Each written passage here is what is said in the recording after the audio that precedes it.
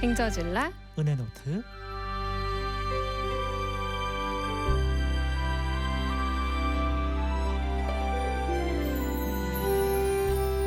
하나님과의 행복한 동행, 하나님과 나만 아는 추억들을 여러분께 공유합니다. 하나님이 함께 하시는 진솔한 삶의 이야기가 있는 행저질라 은혜노트. 은혜지기 개그맨 정현수 씨 함께합니다. 안녕하세요. 안녕하세요. 개그맨 정현수입니다. 네, 하나님과 동행하는 믿음의 초대 손님들 모셔서 하나님과 그분만 아는 추억, 어떤 것들이 있는지 들여다보고 나누는 그런 시간입니다.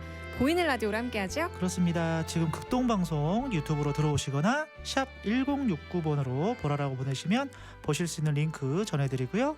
극동방송 애플리케이션으로 들어오시면 오른쪽 상단에 카메라 모양 버튼이 있습니다. 누르시면 저희 얼굴을 보시면서 들으실 수 있습니다. 네, 오늘의 초대 손님 그 은혜노트의 첫 장 살짝 먼저 들여다봅니다. 2025년 6월 19일 목요일 날씨 맑음. 예수님, 사실은 제가 괜찮지가 않아요. 사랑하려고 노력했고 이겨보려고 노력했고 또 함께하려 노력했는데 그러나 제가 사랑하려 노력했던 모든 것은 늘 그렇게 저의 용기를 비웃으며 다 저한테 손을 흔들었어요. 그렇게 다시는 사랑이라는 걸 하지 않겠다, 다시는 믿음을 지킨다는 이유로 세상에 미련한 바보 취급당하지 않겠다, 그렇게 예수님 당신의 사랑을 닮으려 설치다가 상처받지 않겠다 다짐을 하다가도 불현듯 예수님 당신이 십자가 언덕 아래 버려지는 그림자가 되기까지 내게 피워내고 가신 그 꽃을 또 보았기에 오늘도 미련하지만 또 위대할 당신을 가장 닮은 고백을 적어봅니다. 버려질 모든 순간을 사랑하겠노라. 네, 행저질라 은혜노트 오늘의 손님, 세상이 교회로 들어오지 않겠다면 교회가 세상으로 나가겠다라는 신념 아래 이 많은 청소년과 청년들을 하나님께로 인도하고 계신 분입니다. 커뮤니티 오브 니어 교회 김성경 목사님과 함께합니다. 안녕하세요. 안녕하십니까. 반갑습니다. 반갑습니다. 야, 우리 목사님 저 오늘 처음 뵀는데 네. 기존에 저희 목사님 하면은 늘 뭔가 넥타이 매고 할렐루야. 뭔가 정장 입고 네. 하는데 오늘 굉장히 그 저희 국동방송에 홍대에 있는데 홍대 뮤지션 느낌으로 오, 그쵸. 네, 아주 우와. 멋스럽게 또 오셨어요. 감사합니다. 좋게 봐주셔서 너무 네. 감사해요. 올해 32로 둘입니다. 맞아요. 그러면 참 MZ 세대 목사님이라고 해도 그렇죠. 될것 같은데요. MZ들과 소통하고 네, 있는 네. 희한하게 또 그렇게 사역하고 있습니다. 아, 반갑습니다. 하나님께서 또 그래서 목사님을 부르신 게 아닌가, 목회자로 그런 생각이 드는데 네. 커뮤니티 니어 처치는 어떤 교회인지 설명 부탁드릴게요. 네. 커뮤니티 오브 니어는 사실 제가 청원군, 그러니까 충북의 충청도의 아들로 이렇게 청주 토박인데요. 네. 이제 온라인상에서 설교를 전하고 SNS에서 청년들을 만나다가 보니까 교회를 떠난 청년들이 너무나 많은 거예요. 근데 또 신기한 건 교회를 돌아오고 싶은 청년들이 너무 많다라는 거죠. 그런데 사실 교회를 떠나게 된 청년 중 10명 중 9명꼴로 교회를 떠난 이유가 교회 때문인 거예요. 그러니까 너무 그게 저도 교회로 살아가는 사역자로서 마음이 아프더라고요. 어쩌면 이 청년들에게는 또 이들에게 예수님의 오해를 풀어줄 수 있는, 그래서 벽이 없고 어쩌면 또 다른 모양의 교회의 모습이 필요할 수도 있겠다 싶어서 조금 더 교회를 떠난 청년들이 편견 없이 다시 돌아올 수 있는 교회를 시작해 보고 싶어서 혼자 이렇게 서울에 와서 교회를 떠난 청년들 편안하게 오세요 하고 스튜디오 공간을 매주 주일만 이렇게 대관을 해서 네. 떠난 청년들과 예수님에 대한 오해를 풀고 이렇게 대화하면서 시작했다가 어느덧 공동체가 되고 교회가 되어버린 형태의 지금의 모습이에요. 그래서 커뮤니티 오브 니어라는 이름도 어떤 교회라는 간판, 이름을 달아서 교회가 되는 게 아니라 교회로 살아가고 있는 우리가 모이는 교회 공동체가 되자. 그래서 교회를 짓기보다 교회로 살자라는 마음의 정체성을 갖고 각자 매일의 삶이 우리를 보내신 사명지다, 선교지다, 그 직장이 우리의 사명이다라는 그 마음을 품고 성도들과 함께 이렇게 열심히 교회가 되어가는 지금 그런 과정 중에 있습니다. 네. 그 교회가 영등포 어디에 있어요? 영등포 청과시장 안에 오, 시장. 50년 된 건물 하나가 있어요. 네. 그래서 저희가 어쩌다 보니까 전교인들이 다 청년들이어갖고 딱 청년 60명이 같이 아기자기 지금 하고 있는데 네. 교회가 재정적으로 아직은 부족한 나머지 청년들이 스스로 우리가 예배할 공간을 또 만들고 싶어서 셀프로 오래된 건물을 이렇게 리모델링해서 아기자기 만들어 놓고 같이 예배하면서 살아가고 있습니다. 네. 네. 사실 우리 양피디님도 이 청년부라든지 중고등부 때 교회 생활을 생각해 보면 네. 새로 오신 이제 새신자 이제 중등부나 고등부 친구들 보면 적응하기가 쉽지 않았어요. 그 이유 중 그쵸. 하나는 이제 다 이제 형성이 돼 있어. 누구랑 같이 노는 이렇게 또 무리가 다 나눠져 있기 때문에 이 무리 안에 들어가기가 쉽지 않아서 참 이렇게 적응하기 쉽지 않은 그런 청소년들이 되게 많았거든요. 맞습니다. 그런 이제 부분들이 참 깨지기가 쉽지 않았어요. 근데 그런 부분들을 우리 목사님께서 좀 잘 좀 풀어주고 계신 게 아닌가 이런 네. 생각이 좀 들어봅니다. 네. 노력하고 그러게요. 있어요. 네. 요즘 그 청년들과 청소년들에게 꼭 필요한 사역자의 모습이 아닌가 이런 맞아요. 생각을 해보고요. 네. 또 뭐 거리, 다리, 번화가에서 복음을 전하는 원 디사이플 워시 미니스트리 이런 네. 사역도 하고 계신 걸로 알고 있고 네. 또 많은 플랫폼에서 메시지 크리에이터로도 활동하고 계시고 네. 또 여름이 이제 되니까 전국으로 또 캠프 수련회 다니실 텐데 이제 어떤 일정들 앞두고 계신지 궁금해요. 요즘도 여전히 교회에서 또는 교회 밖에서 온라인에서 복음을 전하는 일로 하루하루를 채우려고 엄청 노력 중인데 네. 이제 말씀해주신 대로 이제 봄을 지나고 이제 여름이 오면서 이제 계속 만나게 될 여름 캠프 일정들을 보면서 설교를 쓰고 있고 또 주제들을 보면서 청소년들 만나게 될 청년들과 어떤 또 예수님의 마음을 나눌까 지금 이렇게 하루하루를 새 설교를 써가면서 정리하는 시즌을 가지고 있어요. 네. 근데 지난 겨울도 그랬고 또 작년도 그렇고 코로나 이후로 청소년들과 청년들의 사역이 정말 힘들겠다라는 생각을 하는데 네. 사실 현장을 다니는 설교자로서 또 저 외에 많은 현장 설교자분들이 공통적으로 말하는 건 다시 한번 대한민국의 부흥을 볼 수 있겠구나라는 부흥이라는 키워드가 저희 가운데 좀 불꽃이 되어가고 있는 시즌인 것 같아요. 네.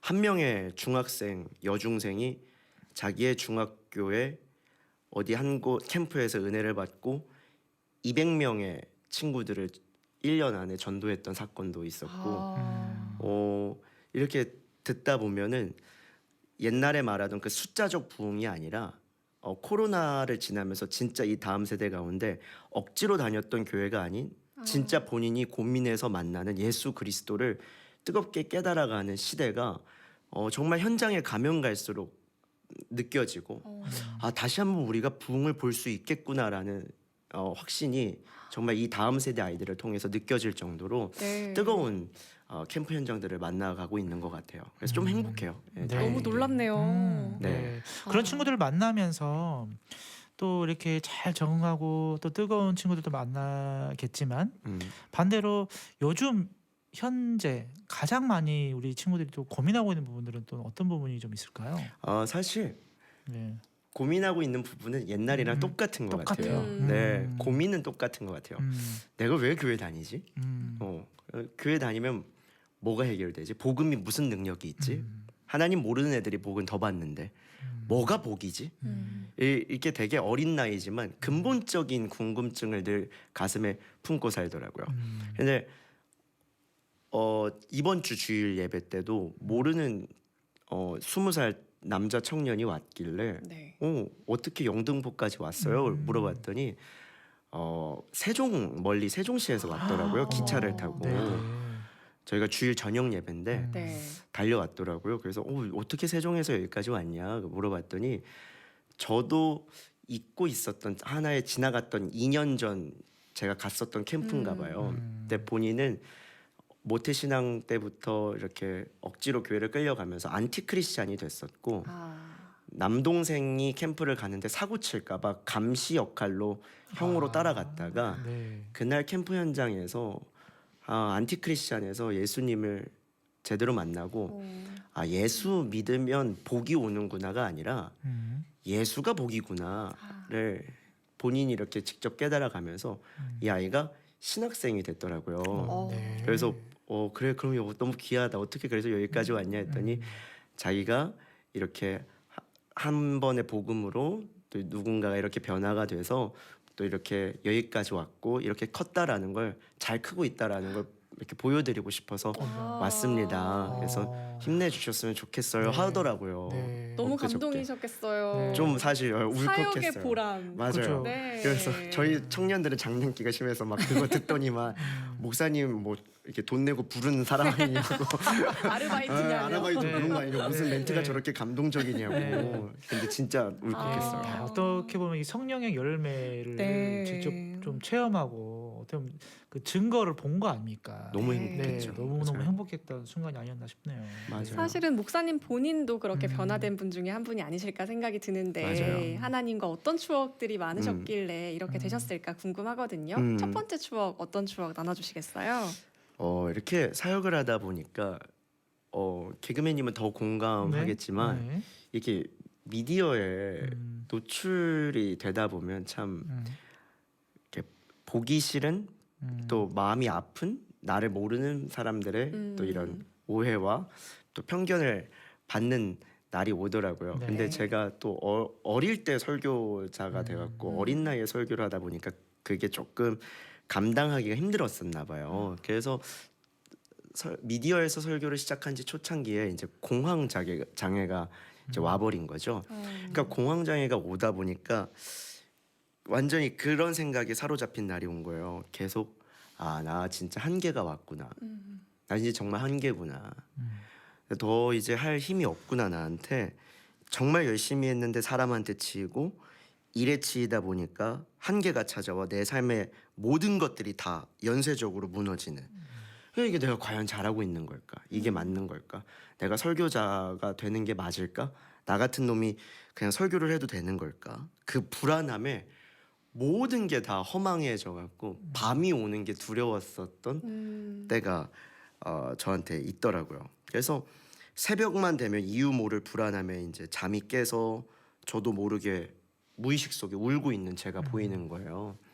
그러다가 밤새 울다가 새벽기도 가고 또 밤을 또 이렇게 새고 또 그렇게 반복되던 어느 날이었는데 그날도 어느 날과 다름없이 또 몸은 자동으로 깨서 새벽에 이렇게 침대에 쪼그려 앉아서 울고 있는데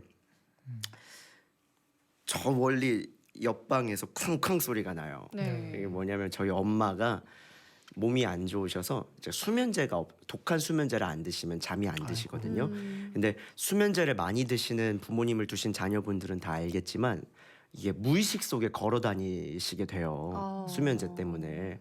그러면 저희 어머니도 수면제를 잔뜩 드시고 주무시면 막 쿵쾅 소리 날 정도로 밤에 화장실에 가실 때 막 온몸이 다 부딪히세요. 그래서 저도 울고 있다가 또 이제 쿵쾅 소리 나길래 엄마가 또 가다가 또 세게 부딪혔구나 하고 얼른 나가서 무의식 속에 걸어 다니고 있는 엄마 다시 부축해드리고 방에다가 눕혀드리고 다시 제 방으로 돌아오는데 엄마 방문을 이렇게 살 닫았는데 엄마 방 안에서 이렇게 무의식 속에 엄마가 흥얼거리는 소리가 네. 방 너머로 들려오는 거예요. 그 말이 뭐였냐면 아들 사랑해. 엄마한테 와줘서 고마워. 어떻게 엄마한테 이런 아들이 왔을까? 힘들었을 텐데 잘 와줘서 고마워. 아들, 엄마가 다 봤어. 엄마가 다 알아. 잘했어, 아들. 울지 마. 이러면서 어머니가 무의식이었거든요, 분명히. 근데 어머니는 아들이 이렇게 매일 밤 우는 소리가 들렸나 봐요. 그러니까 어머니의 무의식 속에서 아들에게 그렇게 외쳤던 날이 있었는데 참 다시 침대에 돌아와서 그 세 마디가 너무 오래 기억에 남는 거예요. 엄마가 다 봤어. 다 알아. 잘했어. 이 세 마디가 너무 예수님이 나한테 해주시는 말 같았어요. 그래서 그때 참 특별한 해결책도 아니잖아요. 그 말 세 마디가. 근데 그 별 해결책도 아닌 세 마디가 그 무너져가던 한 아이를 완전히 그 구렁텅이에서 살리는 말이 되더라고요. 그러면서 생각났던 게 그 성경 속에 보면 예수님의 제자 중에 나다나엘이라는 제자가 있고 다른 이름으로는 바돌로메라고 하는 제자가 있는데 그 첫 만남이 계속 그 침대에서 떠오르는 거예요. 나다나엘이 그랬거든요. 그 예수님이 이제 메시아다라는 소문 앞에 친구의 말에 친구한테 세상에 나사렛에서 뭔 선한 것이 나오냐, 메시아가 거기서 나올 리 없다 이러고 있는데 예수님 오시더니만 나 딱 처음 오자마자 나는 완전 고집 속에 갇혀 있는데 예수님이 나다나엘한테 했던 첫 마디가 나다나엘아 너에겐 정말 거짓이 없구나 라는 말이 첫 마디니까 나다나엘이 당황해갖고 예수님 당신이 누구길래 저를 압니까? 라고 대답했더니 그 성경 속에서 예수님이 하셨던 말이 그 말이었거든요. 네가 무화과 나무 아래에 있을 때 난 다 보았노라. 그러니까 그 당시에 무화과 나무라는 건 성경을 사랑하던 학자들이 아무도 모르게 자기의 나무 아래 찾아가 언젠간 오실 예수님, 또 언젠간 오실 메시아. 남들은 다 나의 편견을, 나의 오해되는 모습을 보고 뭐라 어떤 편견을 가지든 나는 그 나무 아래 가서 예수님을 기다리고 기도하던 곳. 그게 무화과 나무 아래거든요. 네. 근데 예수님이 첫 마디가 나다나엘아 너는 나를 모르겠지만 나 이미 너의 무화과 나무 아래에 함께 있었다. 라는 그 말이 참 또 그 새벽에 같이 떠올랐었던 것 같아요. 예수님이 나다나엘의 마음을 그렇게 위로하신 거 아닐까. 나다나엘아 다 보고 있었고 이미 너의 나무 아래 있었고 네 무화과 나무 아래를 다 봤어. 다 알고 되게 고마웠어. 그 말씀이 떠오르면서 아 지금 예수님이 이 새벽에 나한테 해주고 싶은 말이구나. 아들아 다 봤다. 내가 진짜 다 봤다. 홀로 울던 방, 네가 그래서 힘들어서 듣던 찬양 한 곡 한 곡, 네가 쓰던 기도문, 너의 일기, 너의 버텨왔던 모든 눈물에 함께 있었다. 너의 무화과 나무 아래에 이미 내가 있었다. 라는 그 마음이 다가와서 정말 제 인생에 가장 먼저 떠올랐던 추억이라고 한다면 그날 밤일 것 같아요. 네. 그래서 지금도 혼자 맞아요. 울고 계신 분들이 맞아요. 계실 맞아요. 텐데 같은 음성을 지금 듣고 계시지 않을까 싶습니다. 맞습니다. 어떤 기술적인 해결책보다는 예수님도 늘 사랑이라는 그 마음으로 본질적으로 그분 어떤 누구에 다가가서 깊은 공감을 먼저 해주잖아요. 늘 어떤 바로 어떤 해결책과 기술책으로 뭐 너 이렇게 하는 게 맞아 이 전에 늘 공감해주고 다 보고 있다. 내가 늘 너와 함께 있었다. 뭔가 이런 공감, 위로 이런 게 어떻게 보면 그 어떤 본질적인 그런 부분들이 마음을 녹여서 맞아요. 해결책으로 갈 수 있는 가장 근본적인 첫걸음이 아닌가 싶습니다. 첫 네. 번째 추억부터 이렇게 눈물 흘리게 하시구나 그러니까요. 네. 싶은데 어떤 찬양 함께 듣고 올까요? 저는 그래서 꼭 나누고 싶었던 찬양이 예수들 함께 하시네라는 찬양이었어요. 네, 네. 그러면 맞아요. 이 찬양 듣고 다시 오겠습니다. 네.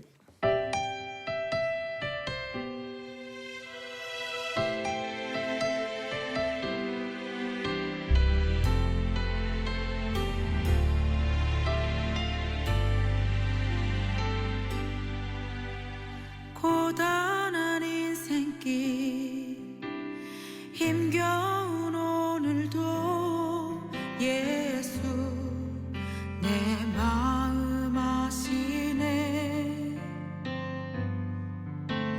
지나간 아픔도 마주할 세상도 예수 내 마음 아시네.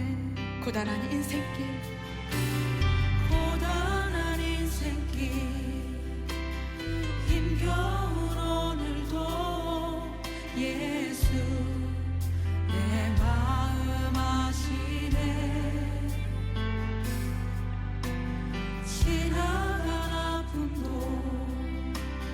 마주할 세상도 예수 내 마음 아시네.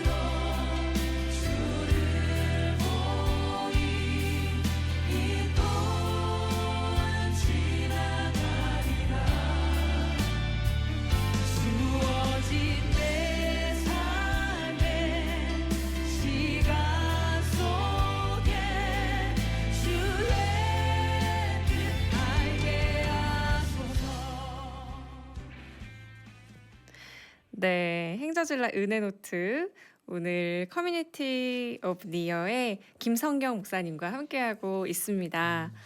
아, 하나님과의 두 번째 추억은 어떤 추억 있으신지 들어볼게요. 네. 아, 이거는 진짜 제 인생에 가장 지울 수 없는 큰 추억인데 저는 그 아까 홍대 피플 같다고 과찬을 해주셨지만 사실 저는 그 충청북도 청원군 남일면 가산 3구 살구쟁이 마을에서 네. 태어났어요. 살구쟁이 살고. 마을. 네, 너무 이름 이쁘죠. 정겨워요. 네. 네. 지금 막 봄 되면 이제 이팝나무길이 이렇게 어. 이쁘게 피는 정말 동화 같은 동네인데 네네네. 진짜 시골이거든요. 네. 버스도 없고 정류장도 없는 정말 옛날 동네인데 시골에서 자라면서 몇몇 이렇게 오랜 절친이 두세 명 있잖아요. 네네. 근데 그 중에 제게 교회 안 다니는 절친이 한 명 있었어요.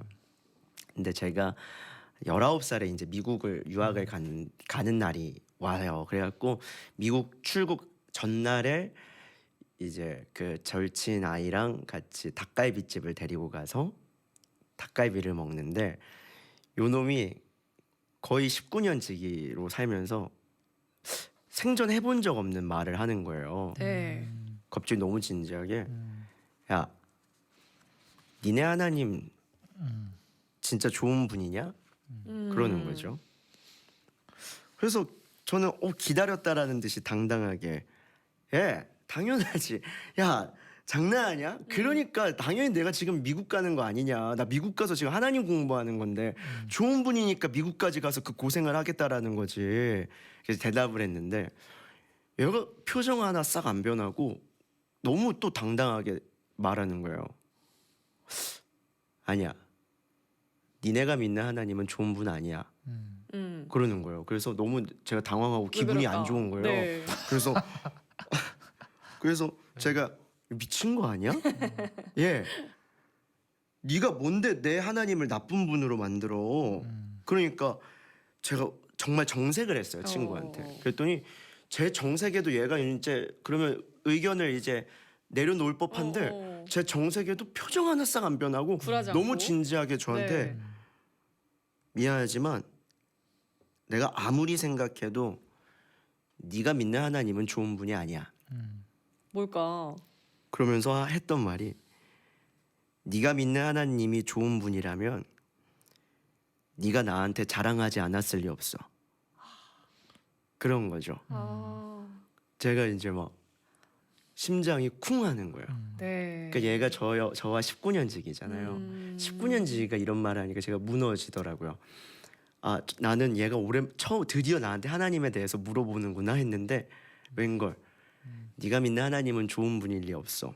좋은 분이었다면 네가 지금까지 나한테 자랑하지 않았을 리 없어 라고 그러는 거예요. 근데 너무 당황스러웠지만 또 우리 그 교회 오래 다닌 사람들의 그 훈련된 멘트 있잖아요. 네. 막 당황하지 않은 척 그러면서 이제 네가 교회 안 다녀서 그러는데 이 교회 다니는 사람들끼리는 그 전문 용어로 삶의 전도라는 게 있는 거야.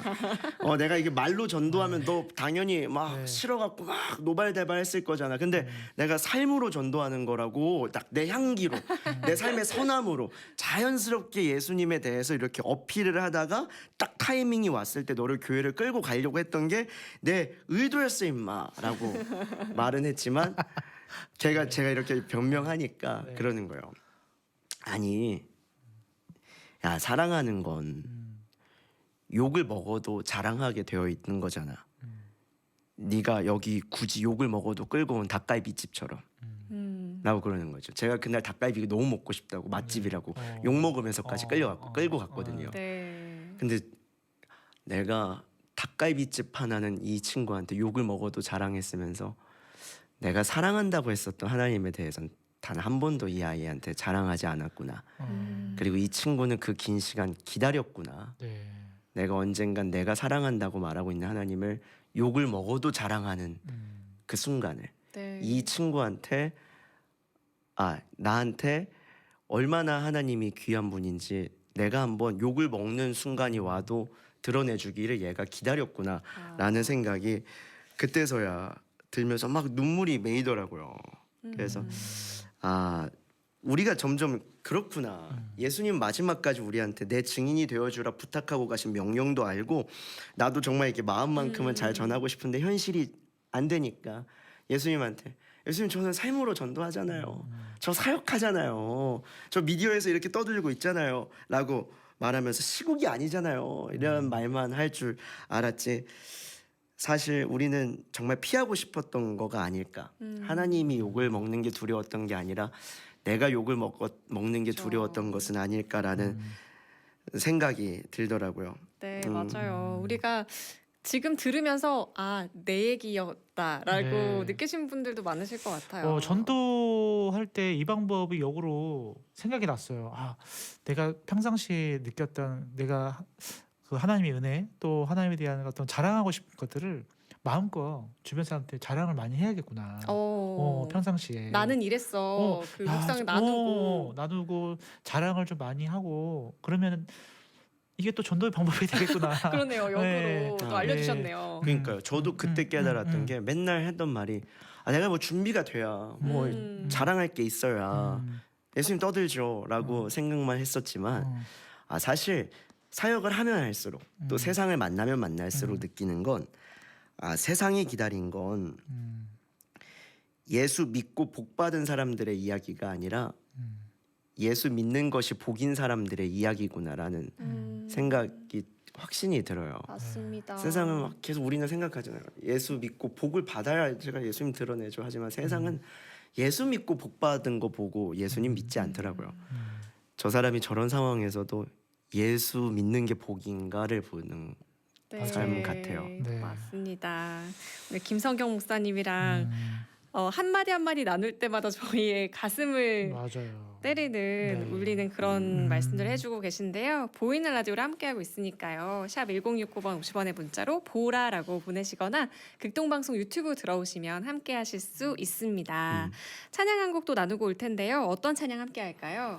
이 찬양은 진짜 이 친구와의 대화 이후로 너무 사랑하게 된 찬양인데 네. 1000번을 불러도라고 하는 찬양이에요. 네. 요즘 MZI들이 알지 모르겠지만 정말 네. 1000번을 불러도 아쉽지 않은 그 예수님의 이름을 늘 묵상하는 찬양이라 선택해봤습니다. 네, 주리의 곡으로 함께 나누고 오겠습니다.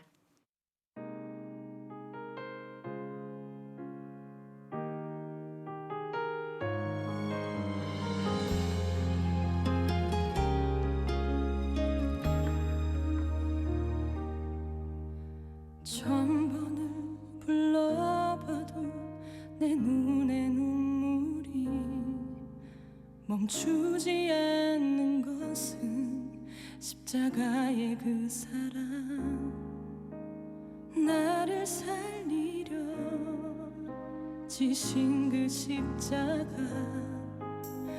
모든 물과 피 나의 더러운 죄 씻으셨네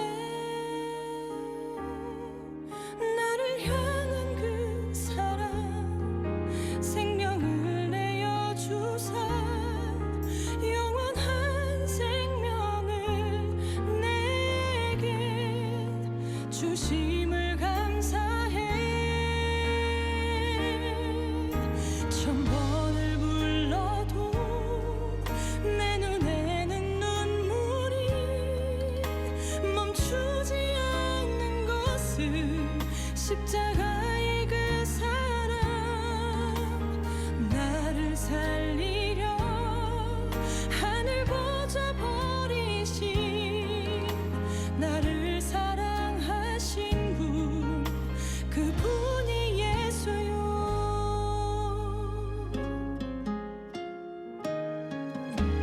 1000번을 불러봐도 내 눈에 눈물이 멈추지 않는 것은 십자가의 그 사랑 나를 살리려 지신 그 십자가 모든 물과 피 나의 더러운 죄 씻으셨네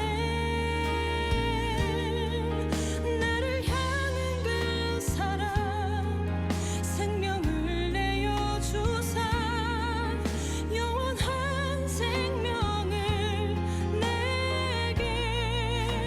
주심을 감사해. 천 번을 불러도 내 눈에는 눈물이 멈추지 않는 것은 십자가의 그 사랑.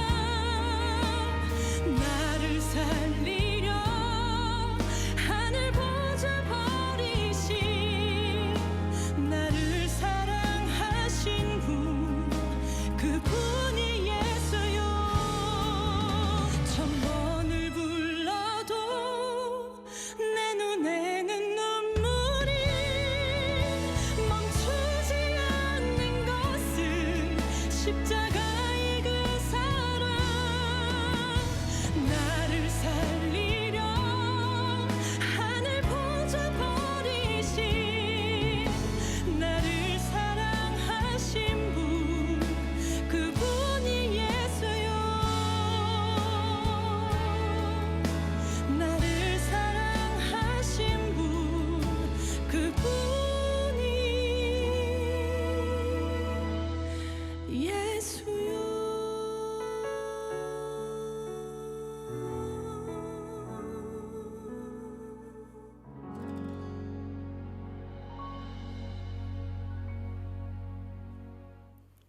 네, 행복한 저녁 즐거운 라디오 오늘 커뮤니티 오브 니어의 김성경 목사님과 보이는 라디오로 함께하고 있습니다. 극동방송 유튜브 들어오시거나 샵 1069번 50원의 문자로 보라라고 보내시면 보실 수 있는 링크 전해드리고요. 또 극동방송 애플리케이션 들어오셔서 카메라 모양 상단에 있습니다. 버튼 눌러주시면 함께하실 수 있습니다. 하나님과의 세 번째 추억 어떤 추억이 있는지 나눠주세요. 이거는 되게 재미난 추억인데 네. 이렇게 보통 집회에 강사로 초대받으러 가면은 대기실이 있잖아요. 네.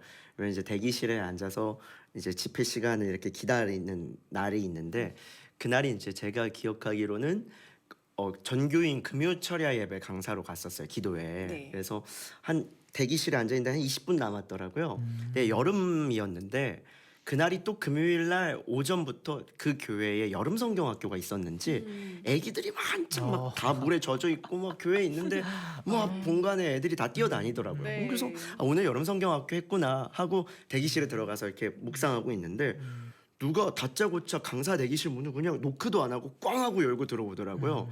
그 교회에 뭐 장로님 아들인지 뭐 집사님 아들인지는 잘 모르겠지만 이제 교회에 터줏대감 같은 아이인 거예요. 교회가 우리 집 네, 같이 교회가 내 편안한 집인. 집. 그래서 강사 대기실 문 딱 열더니만 완전 이런 거대한 찰흙 하나 들고 오더니 다짜고짜 저한테 와서 들이밀더니만 이렇게 봤는데 완전히 찰흙이 햇빛에 완전 굳어갖고 저희 어릴 때 완전 돌덩이 되는 찰흙 네, 있잖아요. 그쵸, 그쵸. 그걸 들이미는 거예요. 계속 다짜고짜 네. 말도 안 하고. 오. 그래서 제가 봤는데 이게 돌아올 수 있는 찰흙이 아니길래 제가 완전 ENFJ인데 그날만 T가 돼갖고 아가 미안한데 아저씨가 미안한데 이거 이미 못 써. 이거 너무 딱딱하게 굳어버려서 이거 다시 사용할 수가 없어. 그냥 선생님한테 가서 새로 달라고 하고 요건 갖다 버려. 그랬어요. 네. 그랬더니 애가 막 알겠어요 하고 그럴 줄 알았더니 너무 당당하게 저한테 그러는 거예요. 아니야. 이거 원래 아니랬어. 고쳐줘. 그러는 거예요. 네. 원래 말랑말랑했다. 네. 내 거 원래 아니랬어. 그러니까 고쳐줘. 네. 그리고 처음 본 아저씨한테 이렇게 반말을 찍찍하는 게 좀 기분이 너무 나빴는데 그 왜 그랬는지 모르겠는데 너무 이쁜 거 있죠. 그 눈빛이 그냥 간절하게 원하는 그 눈빛이 귀여워갖고 어떻게든 좀 해주고 싶다. 맞아요. 그러니까 첫 마디이자 마지막 말 너무 쿨한 아이였거든요. 근데 네. 그 말이 너무 뭔가 임팩트가 있었나 봐요. 아니야. 원래는 아니랬어. 잠깐 놀고 왔는데 이렇게 됐어. 근데 이거 아니면 안 돼. 도와줘. 아저씨 그러는 거예요. 그래서 제가 강사인지도 몰랐나 봐요. 네. 그래서 도와줘 아저씨 그러길래 마음에 안 들었지만 도와달라니까 너무 사랑스러워서 그 아이를 데리고 이제 화장실로 갔어요. 딱 보니까 한 5분 남았더라고요. 올라가기 직전까지. 정말요? 네. 이제 어차피 앞에 찬양 시간을 조금 내가 양해를 구해야겠다 생각하고 너 갔는데 이거 안 고쳐질 건데 그래서 아저씨가 해보긴 할 텐데 안 고쳐줘도 뭐라 하지 마 하고 화장실에 가서 얘 옆에 세워놓고 뜨거운 물 콸콸 틀어놓고 여기 막 한 어머. 10분을 주물렀어요. 네. 근데 안 될 줄 알았거든요. 네. 이게 너무 신기한 거예요. 되는 거예요. 어머. 됐군요. 저도 깜짝 놀랐어요. 이건 진짜 돌아올 수 없는 돌이다 했는데 아주 딱딱했는데. 네, 10분 뒤에 얘가 물컹물컹 갈라지더니 그 완전 처음과 같은 차력이 되더라고요. 어머. 괜히 그 또 이제 또 이 아이 앞에서 의기양양해지는 거죠. 어깨가 올라가면 내가 해냈다. 진짜 딱 멋있게 진짜 멋있게 이 아이가 너무 감동받을 거 생각하고 딱 똥폼 잡으면서 이제 자, 네 거야. 네. 언제든지 아저씨한테 돌아오면 또 네. 고쳐줄게 하고 줬는데 이제 고맙다는 말 한마디 없이 그냥 쌩 까고 이럴 가더라고요. 수가. 또 쿨하네. 쿨하게 그냥 하고 가더라고요. 네. 그래서 멍하니 이제 보니까 이제 집에 딱 정각이길래 화장실 거울 앞에서 내가 뭐 하고 있던 거지 이렇게 들었는데 거울 앞에 서 있는 내 모습을 봤는데 이 아이를 통해 지금 하나님 나한테 하고 싶은 말이 이거였구나 라는 생각이 훅 밀려오면서 제가 왜 그랬는지 모르겠는데 그때 세면대를 붙잡고 이렇게 한 5분을 엉엉 울다가 눈물을 쏟고 올라갔던 기억이 나요. 내 모습이었다 이게. 그래서 저 아이를 보내셨구나. 그러니까 그런 날이 있잖아요.